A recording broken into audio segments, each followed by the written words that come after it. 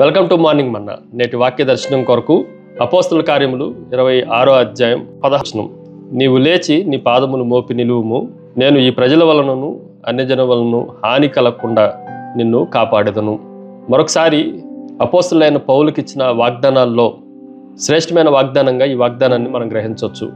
అపోస్తలులైన పౌలుకి మాత్రమే కాదు, ఆయనను అనుసరించే ప్రతి ఒక్కరికి ఆయన ఆజ్ఞల చొప్పున ఆయన పని కొరకు ఆయన పంపిన కార్యాన్ని నెరవేర్చడానికి సిద్ధపడిన వారందరికీ దేవుడు ఇస్తున్న వాగ్దానంగా ఈ వాగ్దానాన్ని మనం గ్రహించవచ్చు. తెలుగు బైబిల్లో 16-18 వచనాలు కలిసి ఉన్నాయి.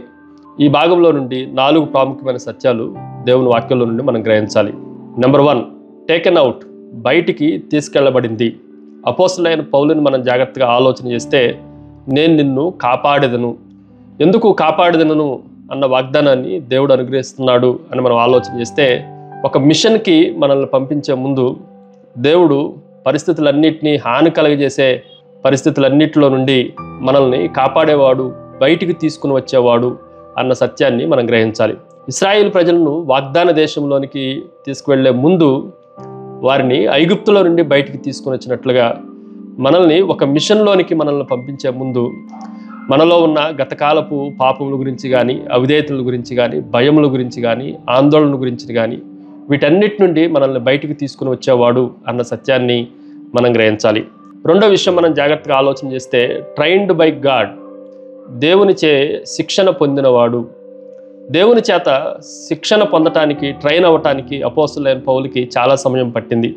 పిలిచిన వెంటనే దేవుడు పని అప్పగించలేదు, కానీ పిలిచిన పిమ్మట దేవుడు అతనికి శిక్షణ అంతా ఇచ్చినట్లుగా, ట్రైనింగ్ అంతా ఇచ్చినట్లుగా మనం జాగ్రత్తగా ఆలోచన చేయాలి.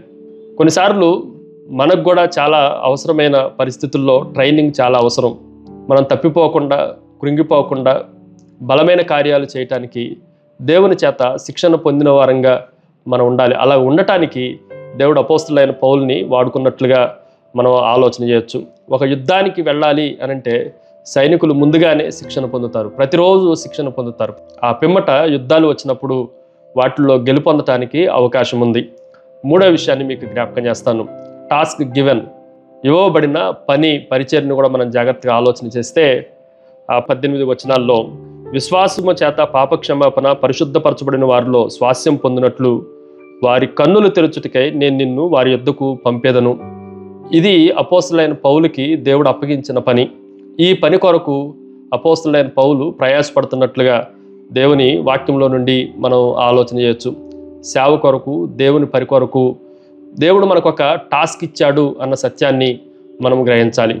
ఫైనల్లీ చివరిది, ట్రస్ట్ రిక్వైర్డ్, నమ్మకము చాలా అవసరము.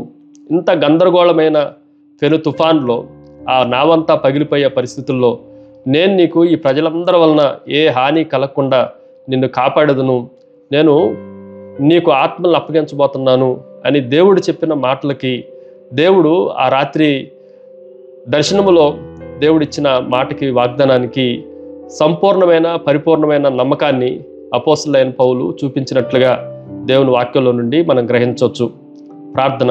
సకల ఆశీర్వాదములకు కారణభూతుడగు తండ్రి, మీరు మాకు అప్పగించిన పని కొరకు మమ్మల్ని అనేక పరిస్థితుల్లో నుండి బయటికి తీసుకుని వచ్చి మాలో విశ్వాస్యతను రగిలించి మీరు చేసిన అద్భుత కార్యాలన్నిటిని బట్టి మిమ్మల్ని స్తుతిస్తూ, ఆరాధిస్తూ యేసు నామమున అడిగి వేడుకొంచున్నాం తండ్రి. ఆమెన్. God bless you.